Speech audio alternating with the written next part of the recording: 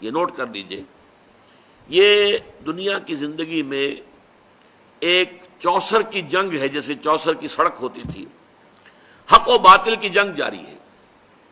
حق و باطل کی ایک جنگ ہمارے اندر ہے، ایک طرف ہمارا نفس امارہ ہے جو برائی کی طرف ہمیں دھکیلتا ہے، ایک طرف ہمارے اندر روح ربانی ہے، وَنَفَخْتُ فِيهِ مِن رُوحِي، وہ ہمیں خیر کی طرف، بھلائی کی طرف، بلندی کی طرف کھینچتی ہے۔ ایک کشاکش جو ہے ہمارے اندر ہے، کچھ کشاکش باہر چل رہی ہے۔ ہمارے اس نفس کو تقویت دینے کے لیے، اسے مشتعل کرنے کے لیے یہ شیاطین جن موجود ہیں۔ الذی یوسوس فی صدور الناس من الجنۃ والناس، حضور نے فرمایا کہ جب قلب غافل ہوتا ہے اللہ کی یاد سے تو شیطان اپنی تھوتنی لگا دیتا ہے دل کے ساتھ اور پھونکے مارتا ہے اس کے اندر، مشتعل کرتا ہے۔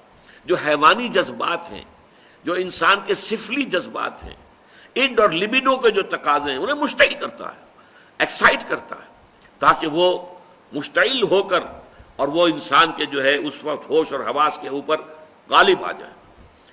اس کے مقابلے میں فرشتے ہیں غیر مرئی۔ فرشتے جو ہیں وہ ہمیں روحانی طور پر تقویت پہنچاتے ہیں۔ ہمارے اندر کا جو خیر ہے، جیسے کہ ہمارے اندر کا شر، نفسانیت، اس کو تقویت پہنچانے والے شیاطین جن باہر موجود ہیں جو نظر نہیں آتے۔ اسی طریقے سے ہمارے اندر کا خیر، روحانیت، اس روحانیت کو تقویت پہنچانے والے ملائکہ ہیں جو خارج میں موجود، وہ بھی نظر نہیں آتے۔ یہ بھی غیر مرئی، وہ بھی غیر مرئی۔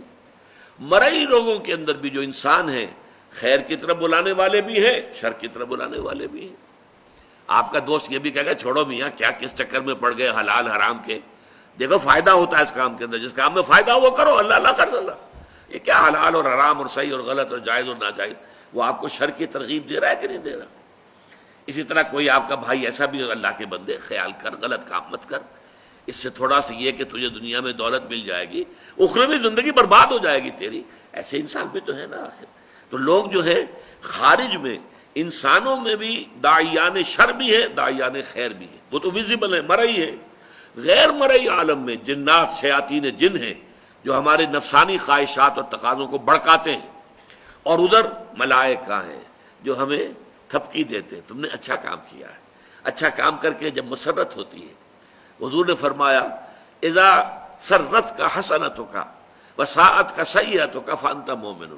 دیکھو اگر تمہیں کوئی اچھا کام کر کے خوشی محسوس ہو اندر، اور برا کام کر کے کوئی دل کے اندر کوفت محسوس ہو، یہ میں کیا کر بیٹھا، یہ مجھے نہیں کرنا چاہیے تھا، فانت مومن، تو یہ ایمان کی علامت ہے۔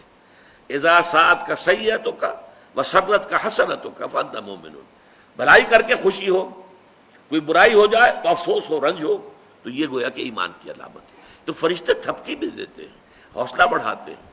قرآن مجید میں آیا ہے جنگ بدر میں، جنگ احد میں فرشتے آئے، انہوں نے مدد کی، اہل ایمان کے دلوں کو اور اہل ایمان کے قدموں کو جمایا۔ انثبت الذین آمنوا، جاؤ قدم جما دو اہل ایمان کے۔ تو اہل ایمان کے لیے فرشتے آئے۔